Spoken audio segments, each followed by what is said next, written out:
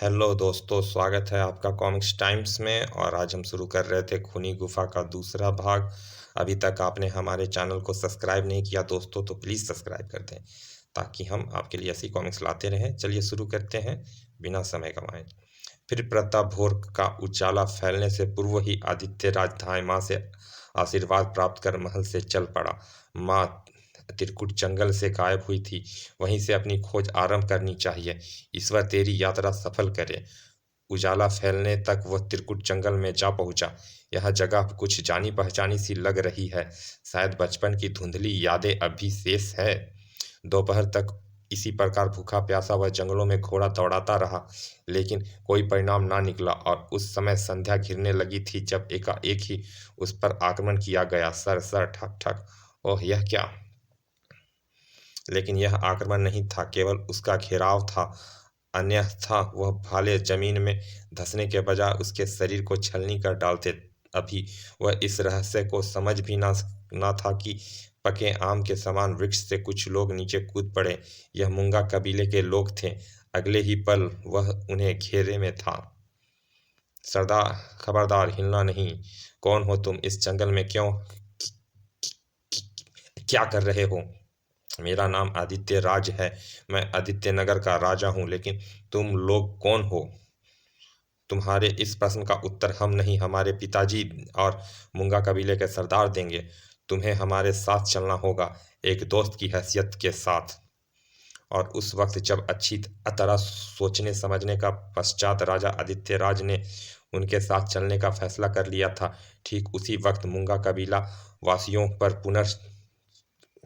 चांगची कहर बरसा रहा था। नीच, गद्दार, पाजी इंसान, तू फिर यहाँ आ गया। अरे अभी कितने और लोग को अपनी खूनी हवस का शिकार बनाएगा तू? कब बुझेगी तेरी खून की प्यास? तू बहुत बोलने लगा है बुढ़े, और अब हम यह कभी सहन नहीं करेंगे कि हमारे काम में कोई हस्तक्षेप करे, इसीलिए तेरा खत्म होना आवश्यक है। खचाक! ओह! इस इस हैलानक दृश्य को देखकर मूंगा वासियों के कंठ से भयानक चीखें निकल गई। चलो! ओह! खूनी दरिंदे! नहीं! ओह! उफ सरदार! ठीक उसी पल तेरान का बेटा एरान राजा आदित्य के साथ वहां आ पहुंचा। और पिताजी, यह सब क्या हो गया? पिताजी, उफ, लगता है कुछ देर पहले यहाँ खून खून की होली खेली गई है। आह मेरे बच्चे एरान, अच्छा हुआ तुम समय पर पहुंच गए, वरना वह शैतान चंगा वह शैतान चंगेजी फिर आया था। छोटे सरदार और हमारे एक आदमी को ले जाने के साथ उस दरिंदे ने सरदार की यह हालत कर दी है।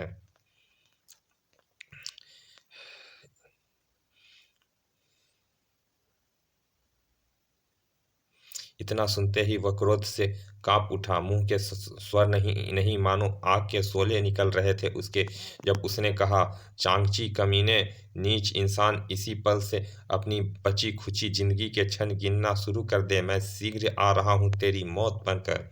यह चांगची कौन है? आखिर यह सब रहस्य क्या है? एरान बेटा, यह कौन है? एरान ने तुरंत राजा आदित्य राज का परिचय दिया। तब एरान मूंगा ने उखड़े उखड़े से स्वर में कहा, राजा आदित्य राज, मेरे पास समय बहुत कम है, लेकिन मरने से पहले मैं तुमसे इस कबीले की रक्षा करने का वचन लेना चाहता हूँ राजन, क्योंकि तुम इस दुष्ट चांगची से टक्कर लेने में सक्षम हो। बोलो राजन, मेरी बात का जवाब दो। आप फिक्र ना करें बाबा, यह कबीला मेरे अधिकार क्षेत्र में आता है, अतः इसकी रक्षा का भार स्वयं ही मेरे ऊपर आ गया है। मैं अपने प्राण देकर भी इस कबीले की रक्षा करूंगा। आदित्य राज के इतना आश्वासन देते ही तेरान मूंगा की गर्दन एक तरफ लुढ़क गई। फिर तेरान मूंगा का अंतिम संस्कार करने के बाद, ऐरान, अब तुम मुझे सारी बातें विस्तार पूर्वक बताओगे कि चांगची कौन है, उसकी तुम्हारे कबीले से क्या दुश्मनी है? अवश्य राजा, दरअसल यह सारी कहानी एक खजाने के इर्द गिर्द घूम रही है। खजाना? हाँ, खजाना। हाँ राजन, यह खजाना हमारी देवी कामिनी के आभूषण के रूप में है, सवय देवी की मूर्ति के रूप में है, जिसकी रक्षा करते हुए पिताजी शहीद हो गए। हो गए। ना जाने कितने कबीलेवासी अकाल ही मृत्यु को प्राप्त हुए, मैं समझा नहीं। और मैं तुम्हें अपने मंदिर में लिए चलता हूँ। यह हमारा ऐतिहासिक मंदिर है, जिसके भीतर कभी स्वर्ण रचित देवी कामिनी की 5 हाथ लंबी मूर्ति हुआ करती थी। लेकिन आज से 6 माह पूर्व एक दिन इस मूर्ति पर उस शैतान चांगची की कुदृष्टि पड़ गई। वाह, जो संयोग से ही इधर आ निकला था। तभी मेरे पिताजी वहां आ गए और पास के कबीले के शैतान चांगची की को मूर्ति के निकट देख के वे क्रोधित हो चीख पड़े, चांगची, तुझे इस मूर्ति को छूने का साहस कैसे हुआ? मूर्ति खूबसूरत व बहुत कीमती लगती है, इसीलिए छूकर इसकी परख कर रहा था। मेरे पिताजी अपने आदमियों को आवाज देते देते उसे पूर्व ही वह वहां से भाग निकला। फिर क्या हुआ?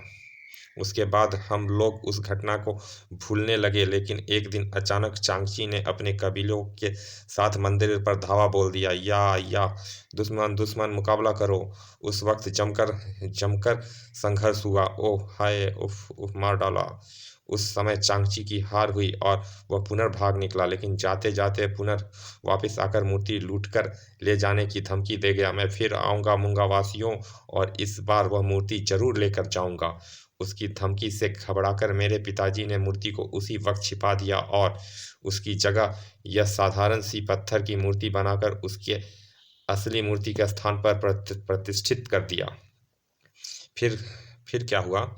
चांगची पुनर्आया, लेकिन मूर्ति उसे नहीं मिली। लूट लो मंदिर को, हा हा हा, मूर्ति कहाँ गई? ओह, समझा, तेरान ने उसे छिपा दिया।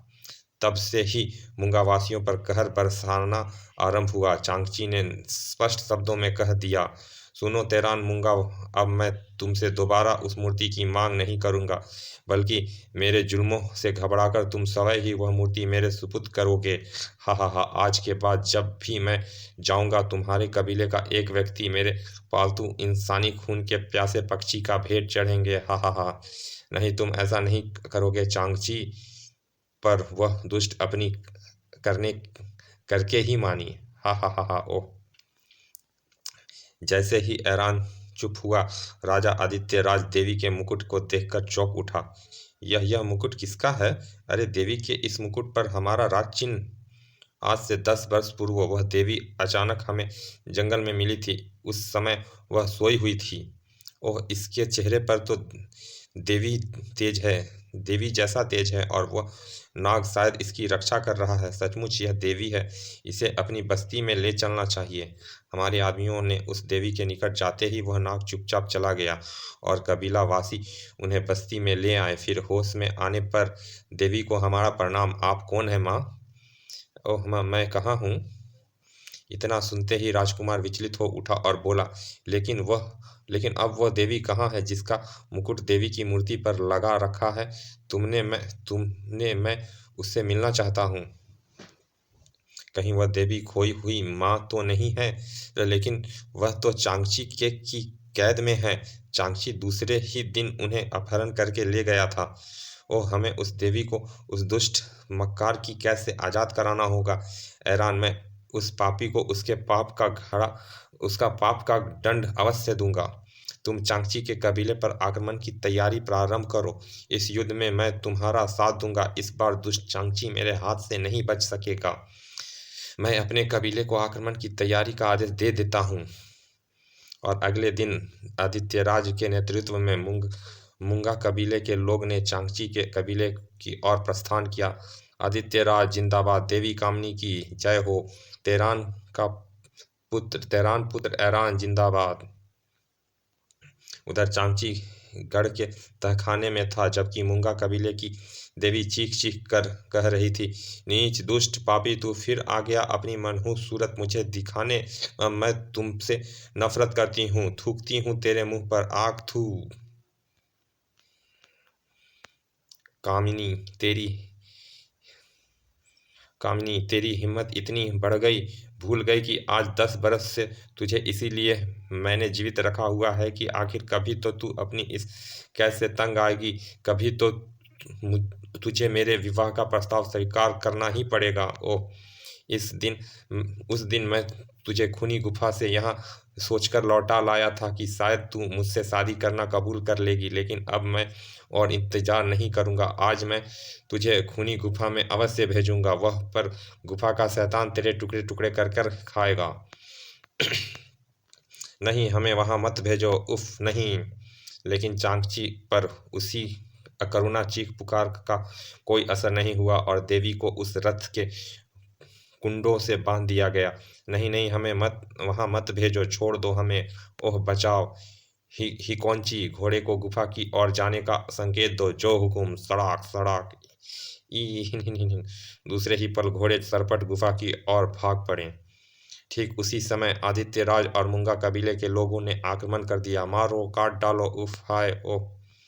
अचानक ऐरान की दृष्टि चांगची पर पड़ी, जो भागने के फिराक में था। ऐरान अपना घोड़ा लेकर उसके सामने आ पहुंचा और गुर्राया, बस चांगची, तेरा खेल खत्म हो गया, अब तू मरेगा नहीं।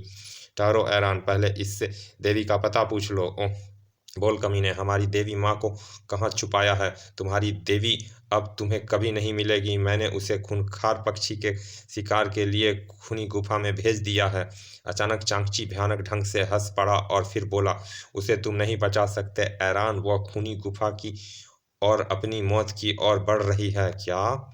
इतना कहते ही ऐरान ने क्रोधित होकर तलवार का एक ही वार में चांगची की गर्दन धड़ से अलग कर दी। खचाक।